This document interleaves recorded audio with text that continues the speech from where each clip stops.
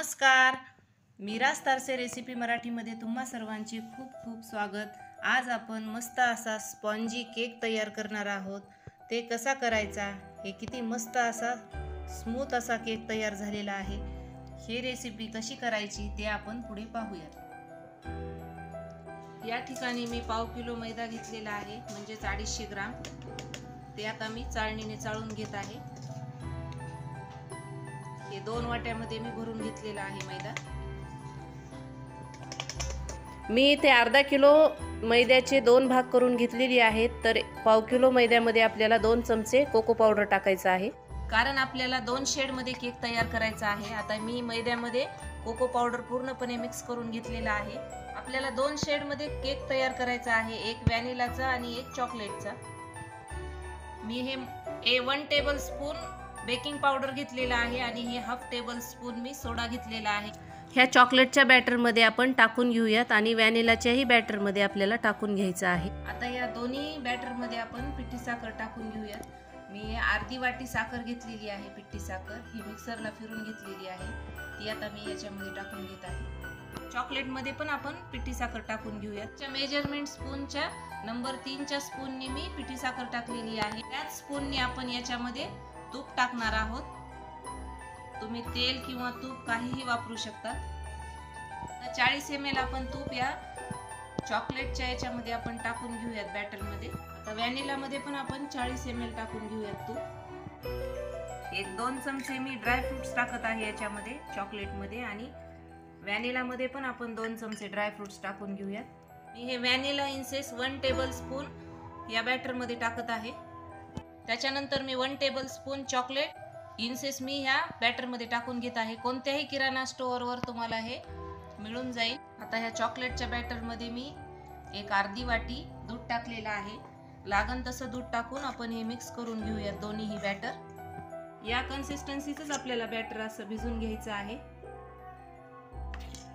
दोन्ही बॅटर मी या कन्सिस्टन्सीचे भिजून घेतलेली आहेत। ज्या पातेल्यात आपल्याला केक करायचा आहे त्याच्यात मी तूप टाकलेलं आहे।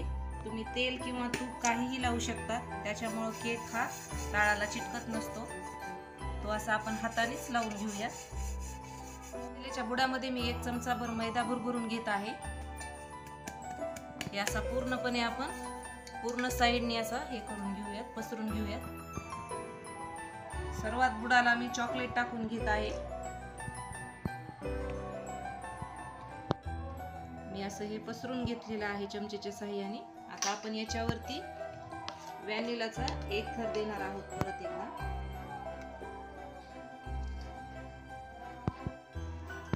आता व्हॅनिलावरती मी चॉकलेटचा लेयर एक देत आहे। हे बॅटर आपण 2-3 वेळेस असं टॅप करून घेऊयात। मी गॅसवरती उकडीचं स्टँड मी फ्रीहीट करायला ठेवलेलं होतं। याच्या तळाशी मी मीठ टाकलेलं आहे। आता याच्यामध्ये मी पातेलं ठेवत आहे। ओव्हन मध्ये न करता मी गॅसवरतीच हे केक बेक करत आहे। हे आपण 30 ते 35 मिनिटांसाठी बेक करण्यासाठी झाकून ठेवूयात।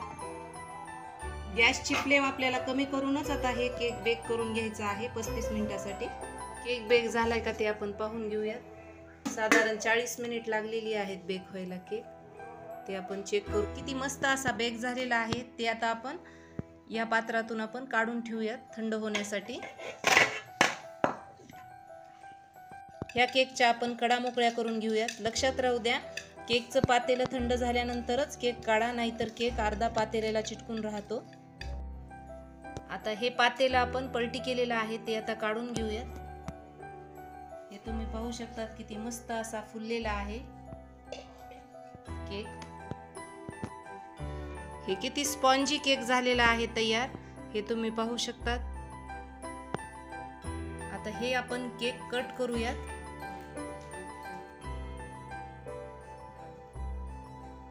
मस्त असं झालेलं आहे तयार।